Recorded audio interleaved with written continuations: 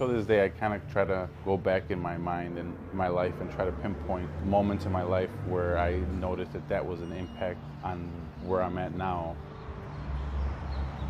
When we first moved to this neighborhood, it was predominantly white. Not a lot of Mexicans, but then it all became Mexicans. Anywhere you go, it's like white neighborhood, Mexican neighborhood, black neighborhood. So we kind of never really intermingle with each other. مالك يوم الدين إياك نعبد وإياك نستعين. I am Mexican and Palestinian. We were raised with Palestinian culture pretty much my whole life. So a lot of the people that we talked to and associated with were Palestinian Muslim. Until just recently, I've been researching more and trying to get closer to the religion and learn more about the faith. The reaction I get among non-Muslims is they're surprised that I'm Latino and Muslim. The reality is that Islam is diverse and there's so many people converting to it, especially in the United States. I was born into a Catholic family. My parents were Catholic. We were raised Catholic. At first I thought it was like the Arabs, you know, I thought Christians were white, Catholics are Mexicans, and blacks are Baptists, and Arabs are Muslims, you know. Traumatic experiences in my life, I don't know, I guess I would say it hardened my heart towards God and religion, you know, or faith. I was a heavy drinker and heavy drug user. I smoked, marijuana was my drug, a lot, like a lot. And then I ended up going to prison. I did the 2 years in prison as a Muslim, but I was still in the gang life. So I came home, and I came home to this neighborhood. No Muslims around me. Even though my intention was to pursue my life in Islam, I fell right back into the same life. I didn't relate to my parents. It's so difficult to have a religious conversation with people who are not really open to listen about something else. There's a lot of Latino Muslim people who converted to Islam, and because they converted, their families are mostly Catholic and they don't celebrate Ramadan. They don't have that sense of community or family who is also practicing. So they're sort of in the same situation as I am, because a big part of Ramadan is bringing people together. Thank you very much for attending our first iftar as Ohala Foundation. Just to let you guys know, I am going to speak in English first, and then I will translate later in Spanish. So in my case, I did take Shahada with my mom when she married my dad when I was about 10 years old. It was hard realizing that I would have to do this journey by myself because my family wasn't really practicing at the time and I didn't have any Muslim friends. I also did learn that if you don't have someone to look up to, then it's your responsibility to become that person for somebody else. Allahu Akbar, Allahu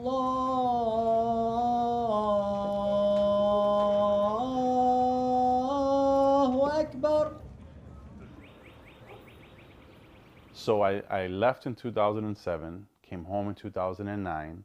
In 2010, I went back to prison and didn't come home until 2015. I ended up catching a federal case. My minimum was 30 years and my maximum was life. But I remember that one day just asking God, like, man, help me. Give me something, some type of sign or something. They put me in a cell by myself and I find 2 books, James Patterson and a Quran. And in my 8 years of being in prison, I've never, ever seen a Quran laying around anywhere. And I remember reading a passage that said, do you think that just because you say that you believe that you're not going to be tested? I didn't end up having to do 30 years. So the rest of this time in prison, I just stuck by the Muslims, ordered, books about Islam, read as much as I could, and just learned how to pray, fasted, and just avoided everything. Surprisingly, there are a lot of Muslims in prison. I met Cubans, Colombians, Puerto Ricans. This is the Quran I had during my last prison bit. So the first time I made the declaration of faith, I did it on my own.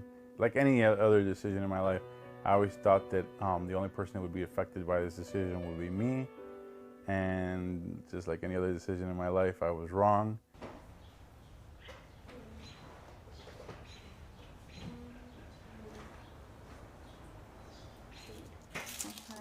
Is your mom more comfortable with you wearing the hijab now? Yeah, she still calls me crazy girl. You know, my mom tried on the hijab just Just to try it. to try it. You know, she's a little bit more accepting now. You know, I had to explain how it was really meaningful to me. It took her like a couple months, and now Your mom is happy with it now? she's happy with it. Did you feel like you had to wear it like right after converting? I actually wanted to wear it since I converted. My mom and my dad, because they're very Catholic, I was just so afraid of their reaction. I guess they haven't seen anybody wearing hijab in Mexico. I walk and I go like this and I turn back. The guy goes like, he looked at me like, and then they went back and looked at me like, what's going on? And actually, when I was crossing the border, my cousins were like, oh my God, they're gonna think you're a terrorist. They might not let us in. The sisters have, I think, the hardest job of representing Islam, like, because they can't hide. You know, the sisters that cover up, like, they can't go anywhere and not be Muslim. These are the phobes that I have. They're inside out because I just washed them. I have black, white, pinstripe gray. That's my business one. And then I have this one too, a dark blue. And as for me, it's like, I can go anywhere and people just like, oh, like I got a beard. There's so much Arabic and Islam in Mexican culture. You know, every image that you see of the Virgin Mary, Fatima, Guadalupe, anybody that you want, whatever you want to call her, she's always covered. Even nuns, like, which is so ironic to me that people always point fingers at Muslim women. Oh, they're oppressed, they're oppressed. But it's like, well, a nun is not oppressed. She's completely covered. This is my first Ramadan as a convert, but I fasted 2 years prior. Don't you guys think it's important to feel that like pain in your stomach to kind of like remind you of why we're doing it? It was last Ramadan remember when we met her? Yeah. And my shahada. Yeah.